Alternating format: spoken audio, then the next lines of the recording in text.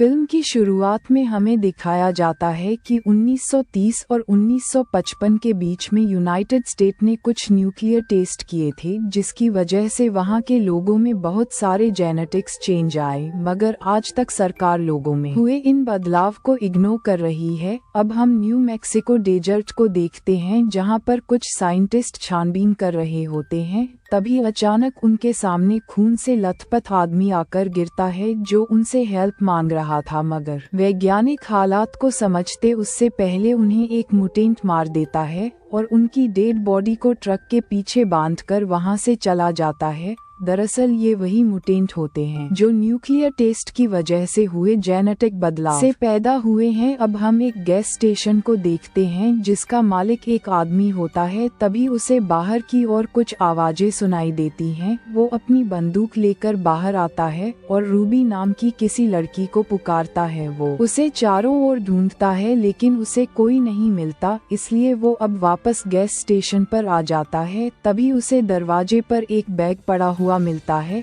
उस बैग को देखकर वो आदमी, जिसका नाम जैब होता है, चिल्लाते हुए कहता है कि अब सब कुछ खत्म हो चुका है, मैं अब तुम्हारी कोई हेल्प नहीं कर सकता। थोड़ी देर बाद वो दोबारा बाहर आकर उस बैग को अंदर ले जाता है। उस समय कोई उसके पीछे से गुजरता है। जब वो बैग को खोलता है तो उसमें काफी सारी कीमती चीजों के साथ साथ एक बॉक्स में किसी का कटा हुआ कान भी होता है। एक पस में एक लड़की का फोटो भी होता है। इसका मतलब ये बैग और कटा हुआ कान उस फोटो वाली लड़की का है और जैब उन दानव के लिए लोगों को उनके जाल में फंसाता है और उसी के बदले में उसे ये कीमती चीजें मिलती हैं। अभी स्टेशन के बाहर एक गाड़ी आकर रुकती है। उसमें एक परिवार होती है जो सिटी की ओर जा रहे हैं। उस परिवार में आदमी का नाम बॉब होता है और उसकी पत्नी का नाम एथल होता है। साथ ही उनके 3 बच्चे होते हैं, जिनका नाम ब्रेंडा, बॉबी और लीन होता है। लीन का पति भी साथ में ही होता है, जिनकी एक छोटी बच्ची कैथरीन होती है।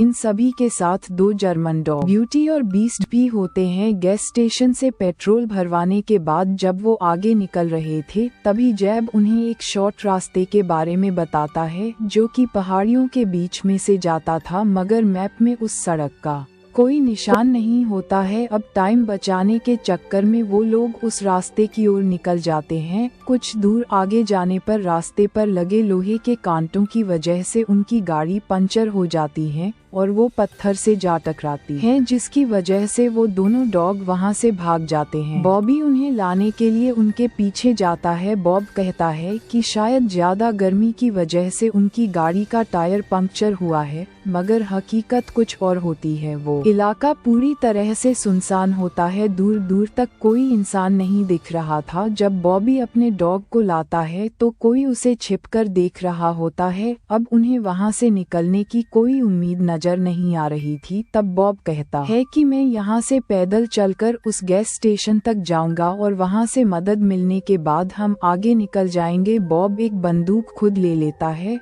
और दूसरी डक को दे देता है, मगर वो गन लेने से इनकार कर देता है, इसलिए वो गन बॉब ही रख लेता है। बॉब वहाँ से निकल जाता है और बाकी सभी वहीं पर रुक जाते हैं। जब ब्रेंडा ट्रेलर का दरवाजा खोलती है तो ब्यूटी डॉग वहां से भाग जाता है। बॉबी उसे लाने के लिए पीछे पीछे दौड़ता है और इस तरह वो वहां से काफी दूर पहुंच जाता है, जहां पर उसे खून के कुछ निशान मिलते हैं, जिन्हें फॉलो करने पर उसे सामने ही ब्यूटी मरा हुआ मिलता है। ये देखकर वो काफी ज्यादा डर जाता है और वहां से भागने लगता है। तभी अचानक से वो एक खाई में गिर जाता है और बेहोश हो जाता है। उस समय एक दानव लड़की उसके पास आकर बैठती है। वो रूबी होती है, जिसे जैब ढूंढ रहा था। रूबी दूसरे म्यूटेंट से बिल्कुल अलग होती है। वो बॉबी को अपने भाई गोगल से बचाना चाहती हैं, जो कि ऊपर बैठा हुआ ब्यूटी का पैर खा रहा था। दूसरी ओर डग चल के एक ऐसी जगह पर पहुंचता है जहां पर बहुत सारी गाड़ियां होती हैं, लेकिन उनमें से कोई भी गाड़ी चालू होने की कंडीशन में नहीं थी। वहीं बॉब को गैस स्टेशन पहुंचने में काफी टाइम लगता है, जिस वजह से रात हो जाती है।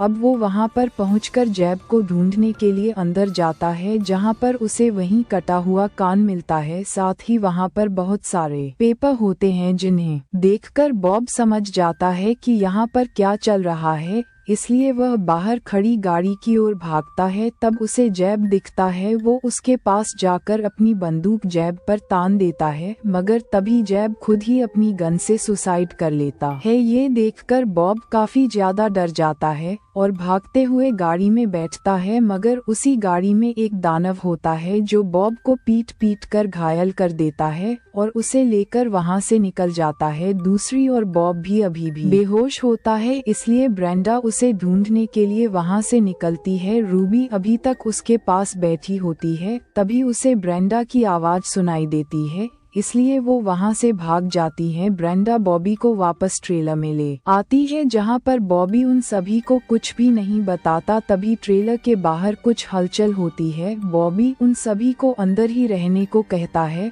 और खुद बंदूक लेकर बाहर जाता है। वहां पर डग होता है जो उसे बताता है कि ये रोड कुछ ही दूरी पर आगे खत्म हो जाती है, यहाँ पर कोई भी शॉर्ट रास्ता नहीं है, और कहता है कि अगर 12 बजे तक बॉब वापस नहीं आया तो हम सभी उसे ढूंढने जाएंगे। अब सभी लोग सो जाते हैं। डग और लीन कार में ही सोते हैं और बाकी सभी ट्रेलर में सोते हैं, मगर बॉबी अब भी जगा हुआ था। जब वो बाहर बीस्ट को ढूंढने जाता है, तब उनकी गाड़ी में एक प्लूटो नाम का दानव घुस जाता है जो कि ब्रेडा को मारने लगता है। ये सीन बाहर खड़ा बॉबी देख लेता है, इसलिए वो डग और लीन को जगाकर सब कुछ बताता है। वो दोनों बाहर आते तभी उन्हें किसी के चिल्लाने की आवाज आती है। वो आवाज बॉब की होती है जो कि उनसे कुछ ही दूरी पर आग से झुलस रहा था। वो उसे बचाने के लिए दौड़ते हैं, तभी एक और दानव उनकी गाड़ी में घुस जाता है और यहाँ पर बॉब जलकर मारा जाता है। वो सभी चाहकर भी कुछ नहीं कर पाते। तभी लीन को ब्रांडा के चिल्लाने की आवाज आती है, जिसे सुनकर वह गाड़ी में वापस आती है तो लीज नाम का एक म्यूट उसकी बच्ची को उठाए हुए खड़ा होता है, जो कि अब उसे बंदूक पॉइंट करके लीन के साथ बदतमीजी करने की कोशिश करता है। तभी एथल लीन को बचाने के लिए लिज पर अटैक करती है, मगर तब तक वह उसे शूट कर देता है। गोली की आवाज सुनकर बॉबी और डग भी गाड़ी की ओर दौड़ते हैं। अब लिज ब्रेंडा की ओर गन तान देता है, लेकिन तभी लीन उसके पैर में एक स्क्रू घुसा देती है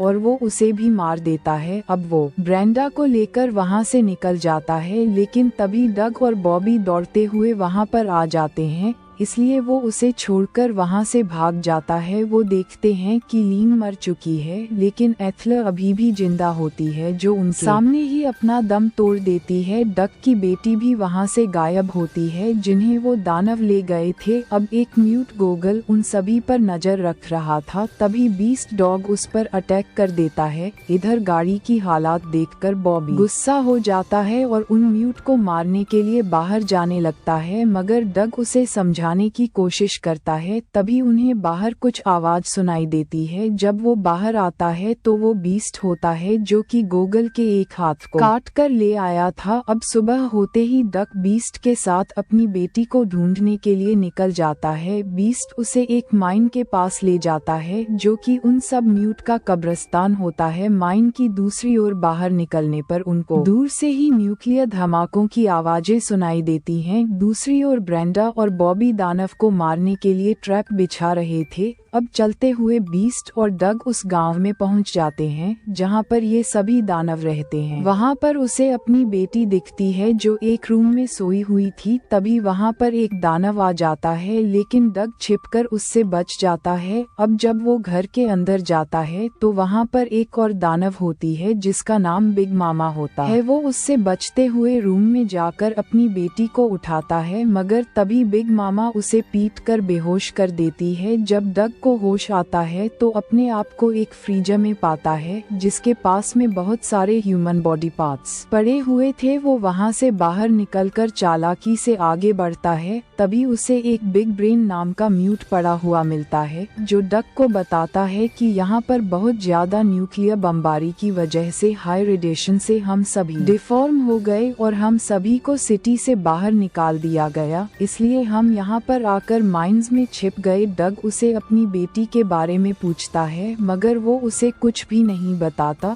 तभी वहाँ पर प्लूटो आकर डग पर अटैक कर देता है। हमले में वो उसकी 2 उंगलियां काट देता है, मगर किसी तरह डग उसे मार देता है। तभी उसे बाहर से एक म्यूट उसकी ओर गन लिए हुए आते हुए दिखाई देता है, इसलिए डग वहां पर छिप जाता है और उसके आने पर उसे भी कुल्हाड़ी से मार देता है। अब बिग ब्रेन रेडियो पर एक म्यूट को ऑर्डर देता है कि वो डग की बेटी को मार दे, तभी बीस्ट पीछे से आकर बिग ब्रेन को मार देता है। अब डग सभी रूम्स में अपनी बेटी को ढूंढता है, जहां पर उसे कई सारे डिफॉर्म बच्चे मिलते हैं। दूसरी ओर लेजर डग की बेटी को मारने लगता है, तभी वो देखता है कि चादर के नीचे तो एक सुअर है। दरअसल उस बच्चे को रूबी लेकर भाग गई थी। वहीं दूसरी ओर गाड़ी में से एथले की डेड बॉडी गायब हो जाती है, जिसे ढूंढते वक्त वो देखते हैं कि एक म्यूट उसे खा रहा है जिसका नाम जुपिटर है और वो उन सभी दानव का डेड है। बॉबी को देखते ही जुपिटर उससे मारने के लिए उसकी ओर दौड़ता है, मगर किसी तरह बॉबी उसे अपने जाल में फंसा है और अब जुपिटर ट्रेलर का दरवाजा खोलता है तो एक ब्लास्ट के साथ वो उड़ जाता है। दूसरी ओर रूबी डग के पास जाकर उसकी बेटी को देना चाहती है,